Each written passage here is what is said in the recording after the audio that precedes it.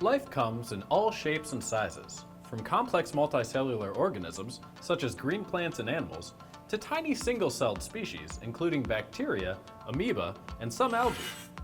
Scientists believe all life on Earth is descended from a single common ancestor. To help us categorize the species that came afterwards, we group related species. During early evolutionary history, life split into three major domains: bacteria, archaea, and eukaryotes. Prior to this split, early life was constantly evolving. Eventually, the first domain, bacteria, became well-defined about 3.5 billion years ago. Bacteria are usually microscopic, single-celled organisms that are marked by tremendous metabolic innovations. Some bacteria can live in the deep oceans where they feed on sulfur. Bacteria can be both helpful and harmful to other species such as humans.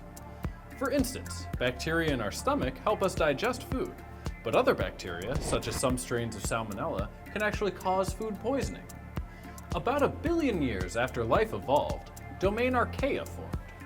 Like bacteria, archaea are also single-celled organisms. Archaea weren't discovered or recognized as a separate domain until the 1970s.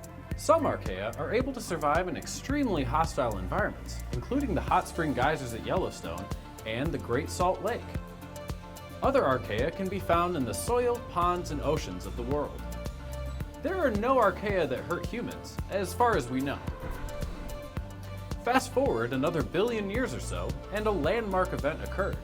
A bacteria seems to have merged with an archaea, and the two work together, eventually becoming a completely interdependent organism. This represents the origin of the eukaryotes. These early eukaryotes gained the ability to protect their DNA with a nucleus and evolved a cytoskeleton that contributes to the tremendous diversity in shapes in this domain. Eukaryotes include fungi, plants, and animals. Some eukaryotes stole the ability to photosynthesize or get energy from sunlight from bacteria and evolved into a variety of algae that would later go on to become plants. Some early eukaryotes formed colonies and eventually evolved into multicellular organisms such as the plants and animals of today. That's right, you are a eukaryote.